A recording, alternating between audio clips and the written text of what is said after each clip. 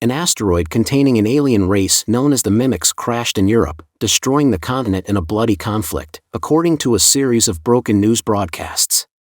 The NATO-led United Defense Forces, wearing new mechanized jacket combat suits, finally prevail at Verdun, France, after losing battle after battle for 5 years. Sergeant Rita Vrataski, a soldier with the UK Special Forces, is referred to as the Angel of Verdun for her solo kill of hundreds of Mimics. Major William Cage of the U.S. Army is one of the talking heads on the newsreels publicizing Vrataski's story and promoting the war effort. A helicopter ride to London the morning before the planned invasion of France awakens Cage from a daze. He meets with General Brigham, the commander of the Western Allies, assuming the general wishes Cage to assist him in enhancing his public persona or getting ready for a post-war political career. Rather, the general gives Cage orders to go with the initial Allied troop landing wave into France and cover the action on the ground for the media.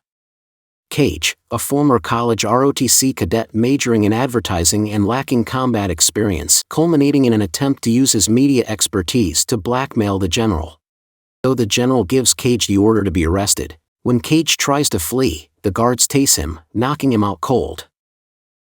In the afternoon, Cage awakens at Heathrow Airport, which has evolved into a massive military installation and the starting point for the invasion of the continent, on top of a stack of duffel bags.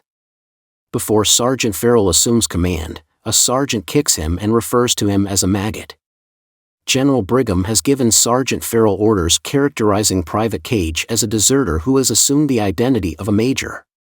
When Cage first meets J Squad, a group of eccentric soldiers, Farrell catches them playing poker and gambling. Cage is then assigned to J Squad. After making J Squad eat the cards they were speculating with, Farrell gives them the order to prepare Cage for their deployment the following day. The squad takes the Cage for physical training right away. Cage is a bundle of nerves the following day.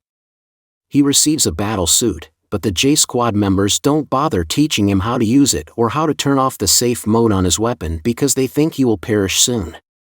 The plan was for the retake of Europe to be a surprise attack, but the Mimics are ready and decimate the human population. The squad drops early because an enemy weapon hits the back of their aircraft just as they are ready to descend onto the French coast. J Squad's remaining members are all quickly eliminated. Sergeant Vrataski also ends up on the beach, but he passes away quickly. Cage is still shell-shocked and on the verge of death when a massive blue mimic, an alpha, leaps on him and he grabs a claymore mine. The subsequent blast kills the alpha mimic, and shortly before Cage dies, the blue blood of the alpha covers his wound. Panicking, Cage wakes up right away on top of the duffel bags, exactly where he was the day before. Once more, Farrell brings him to J Squad after the same sergeant refers to him as a maggot. He tries in vain to convince everyone that the Mimics will ambush the entire invasion, but no one finds him credible. He is stuck in a time loop where he keeps getting deployed, dies in different ways, and then keeps waking up on the duffel bags. He gets marginally better at eliminating Mimics and rescuing J Squad members and Vrataski with each time loop, but the Mimics are too many. He lives long enough to inform Vrataski that he is trapped in a time loop during one loop.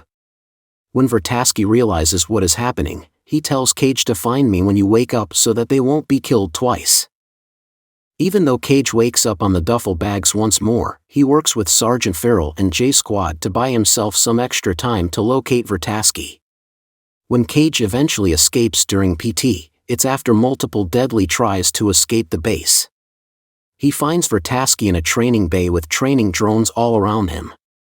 He is met with hostility from the Special Forces soldiers, and Vrataski gives him a nasty greeting. However, upon explaining that Vrataski had asked for him, she whisks him off to a weapons building bay where her friend Dr. Carter works. They enter a back room where Vrataski and Carter give an explanation of the time loop. Carter, who worked as a researcher in General Brigham's headquarters, came up with the theory that all Mimics are merely neural expressions of an overmind Omega alien entity.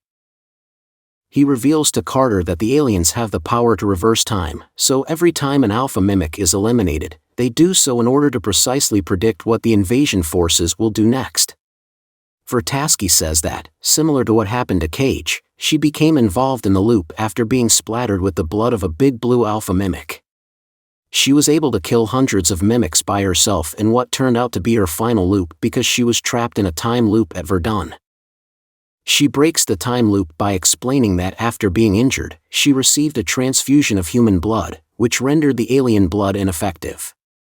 Vrataski informs Cage that he needs to keep going through the same process until he is given some information that will make their success possible. She also threatens to kill him so she can start over, so he should always make sure he dies in combat or during training. Thanks for watching.